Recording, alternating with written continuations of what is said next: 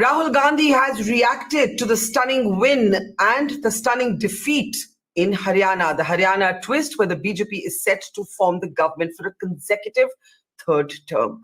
I'm Barkha Dutt. You're with the Mojo Story. We are decoding the mandates of Jammu and Kashmir and Haryana. The Prime Minister has addressed party workers late last evening, and Naib Singh Saini, the incumbent chief minister, is widely believed to be the next chief minister as well. Meanwhile, Mr. Gandhi has reacted to what he called the unexpected results and also spoken about forwarding complaints that he's received from candidates to the Election Commission. Remember that the Congress said it doesn't accept the Haryana result, even as its ally, the National Conference, celebrates in Jammu and Kashmir, where Omar Abdullah is all set to be the next chief minister, but is also talking about a constructive relationship with the centre and the prime minister.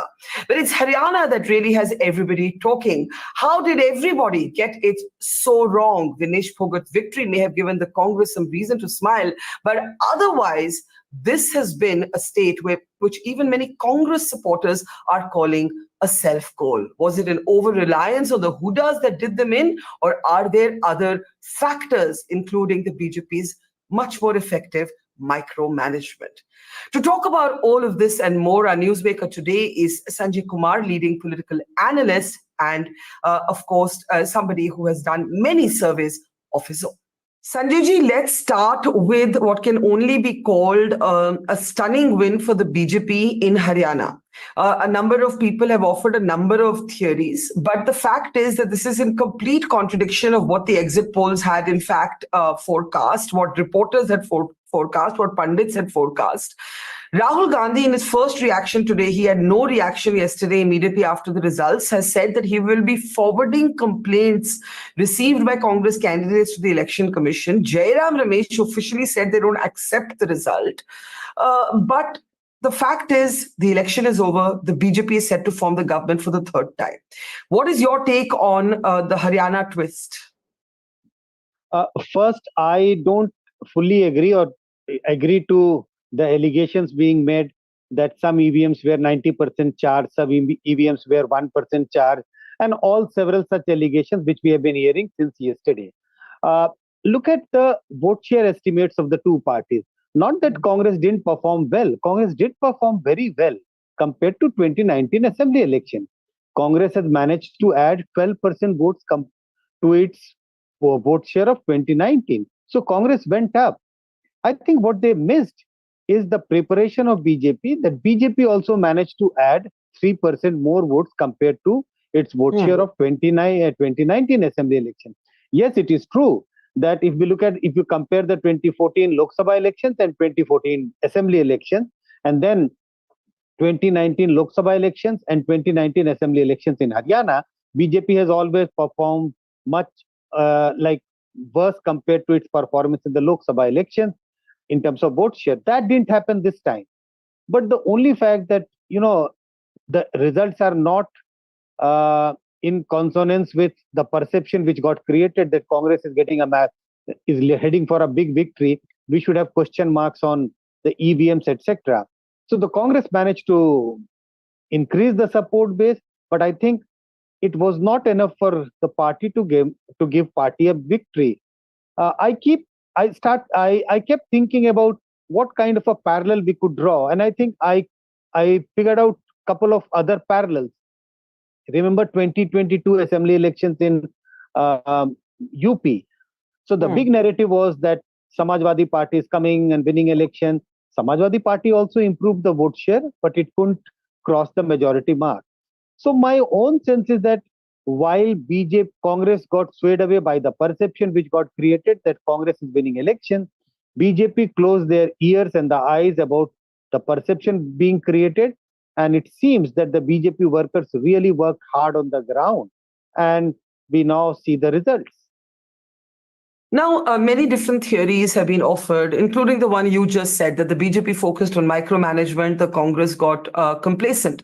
Another theory is that perhaps the very visible presence of the Huda family at the front line of the campaign, the relative marginalization of Kumari Sailaja, led to a counter consolidation of caste votes. I don't know if the data is granular enough for us to draw that conclusion right now. But that is certainly a theory we're hearing again and again. Even Yogendra Yadav, in an interview to me, he said he got it all wrong. And he offered this as one theory, that perhaps the apprehension among other voters became that a Congress win would become all about one family and one caste. To a great extent, yes. Because if I look at the Jat vote got tilted in favor of the Congress. But if you look at other sections of the voters, there is a... So in which sections Congress gained over the BJP? The Jats, the Jatavs, Muslims, which are 7% of the total voters of Haryana, and the Sikh, which are just 4% of the total voters. But if you look at BJP's massive inroads among the upper caste, the Punjabi Khatris, the Yadav voters, and few other sections of the voters, including the OBC. So yes, there was a counter polarization, and you can look at the vote share estimate of the two parties. So there was a counter polarization. There could be several reasons for that. One you have already stated, and the second reason also because I think there was a kind of a fear that the arrogance, not the fear, the arrogance. I think Bhupendra Huda, even during the counting, if you look at the the posturing, etc., it was complete arrogance that like, you are winning election, there's no contest at all. And since I have been able to give tickets to large number of my candidates, I am going to be the chief minister. So this arrogance didn't work very well on the ground. We did ask a few questions about the infightings within the Congress, and how did the people see on the ground. And a very large number of people in our survey did say that the infighting within the Congress will damage the Congress. I think that is what has happened on the ground. Now, Kumari Sailaja did not poll very high in surveys that asked who's your first choice for chief minister, but she remains a very significant, recognizable face of the Congress in Haryana, a Dalit leader. And the Congress probably hoped that the return, the Ghar Wapsi of Ashok Tanwar at the last moment from the BJP to the Congress might checkmate that. But do we have some understanding of whether the Dalit vote also did not, in a sense, support the Congress, either because they felt their own leader was slighted, or they felt this sort of fear of the domination of the Jat community? What is your take on that? I think the proportion of Dalit vote which Congress hoped to get, Congress did not manage to get the sizable number of Dalit vote. The Dalit vote got divided between the BJP and the Congress. There would be several factors, because several reasons for that. One you have already stated, because Sailaja at times kept not criticizing, but didn't look like that Kumari Sailaja was campaigning wholeheartedly for the Congress party. So I think the point which I mentioned earlier, the infighting within the Congress leadership, especially I'm referring to Bhupendra Huda and Kumari Sailaja, that may have hurt the Congress when it comes to the Dalit vote. As I said, the Dalit vote did not go to the Congress in as sizable number as they would have expected. Now, the BJP, of course, has a very comfortable majority, but some attention should be paid to the others. The INLD and the BSP together managed to pick up 6% of the vote. The Aam Aadmi Party did not really register much of a presence, but in terms of vote share, gets close to 2%. Questions are being asked about the role of these smaller parties, the role of independents, because as you mentioned, vote share, the Congress and BJP were very close.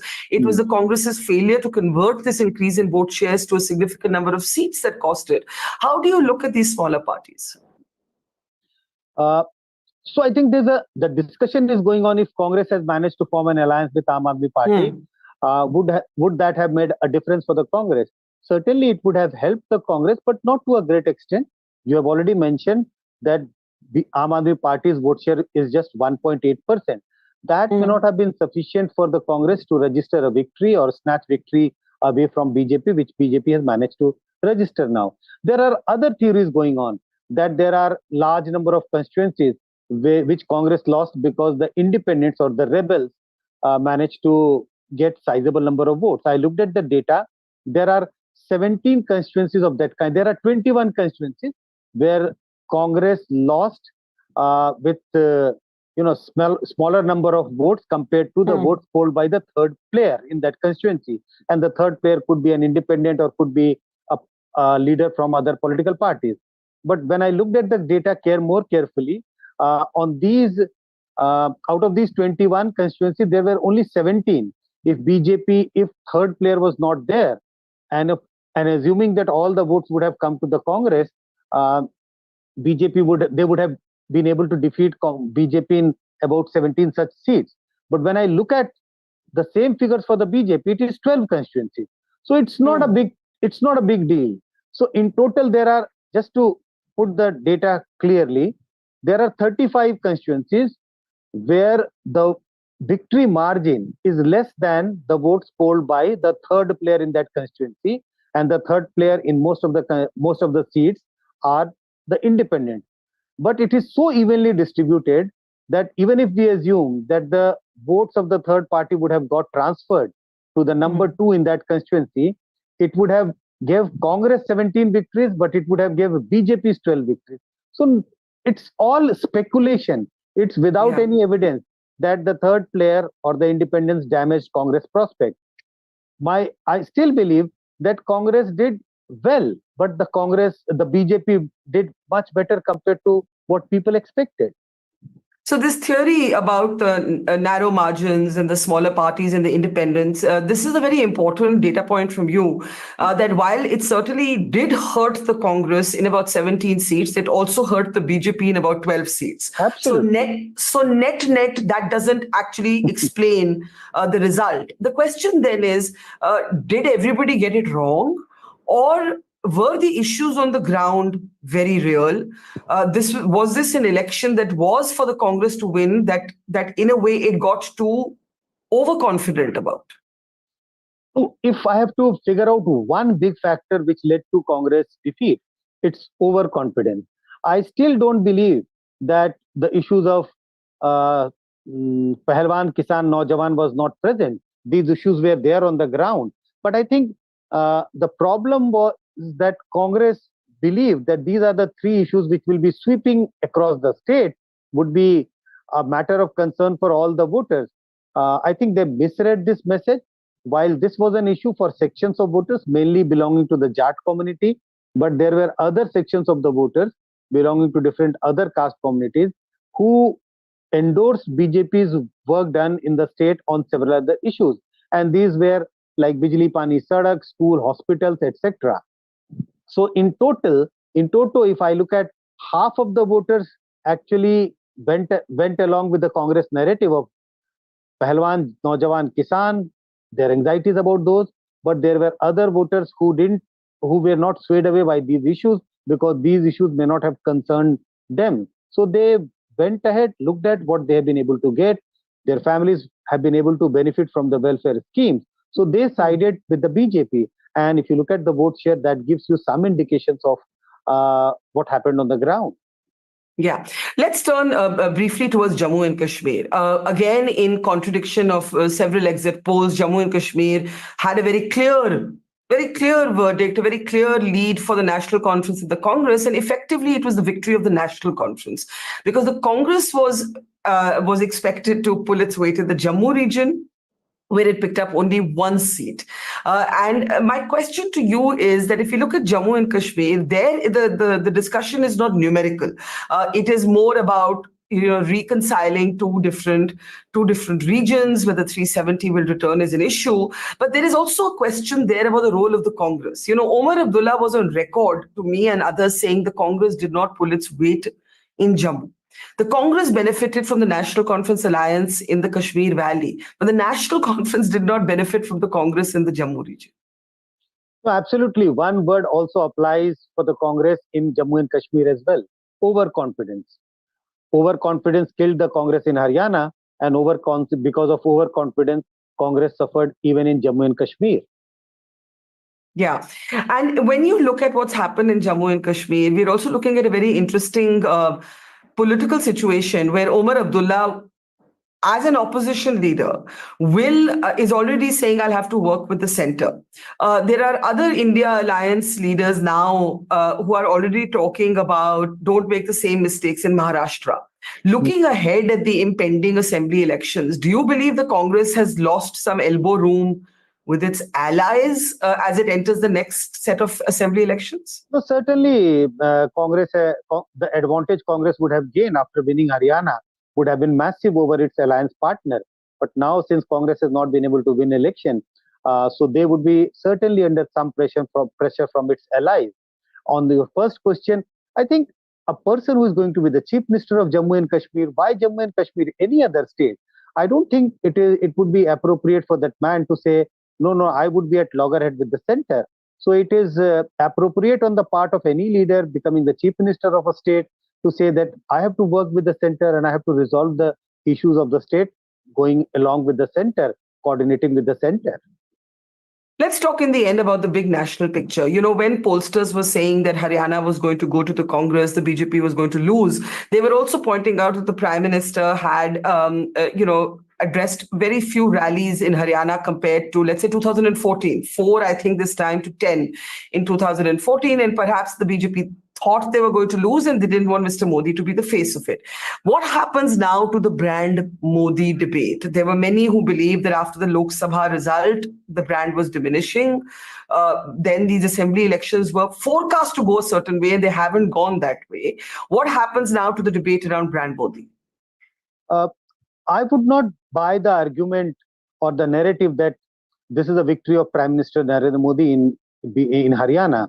I think up till now, from Haryana election, I don't get any sense that Prime Minister Modi's popularity has again gone up.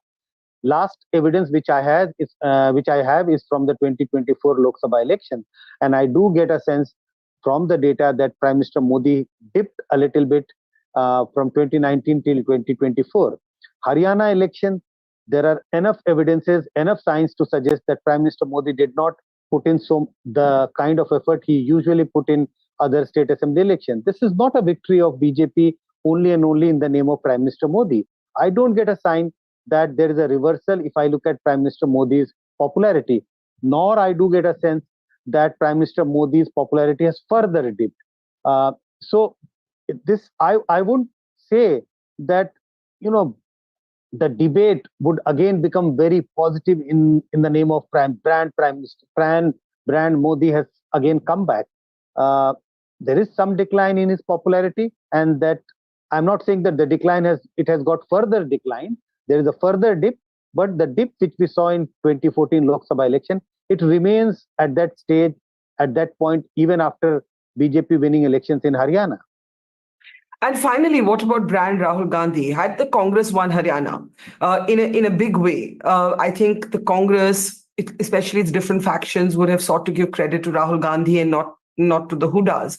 Rahul Gandhi was also emerging as the de facto leader. I mean, he's the leader of the opposition in parliament, but he was also emerging de facto as the political leader of the opposition. This defeat in Haryana, the failure to do well in Jammu and Kashmir, or at least on its own merit, has that weakened Rahul Gandhi a little bit, or does now everything depend on Maharashtra? No, I certainly agree that it has weakened Rahul Gandhi's image as an opposition leader a little bit, but I would stress on the point a little bit because I think one of the big reasons for Congress defeat in Haryana would be attributed to infightings within the party leaders at the state level, and maybe Rahul Gandhi he should have put his weight in forcing for the party to form an alliance. But I think since the main reason is going to be infightings, that is why I'm saying that there is a little dip in Rahul Gandhi's popularity or Rahul Gandhi's image as an opposition leader. I don't think that this one defeat, which is a big defeat, because the perception got created that Congress is not only winning election, it's winning big. So there will be a small dent on Rahul Gandhi's image as opposition leader, his image as the leader who can challenge Modi at the national level. But I think we should wait and watch and see how things turn out in Maharashtra Assembly election and Jharkhand Assembly election. Let's end with something we haven't spoken about, the role of the RSS. There's been a lot of speculation. How is that relationship? What is that relationship like? Is there tension? But clearly in Haryana, the RSS did throw its weight behind the BJP. So famously, when Mr. Nadda said the BJP doesn't need the RSS, I think the BJP has also been reminded that indeed, for elections, it does need the RSS.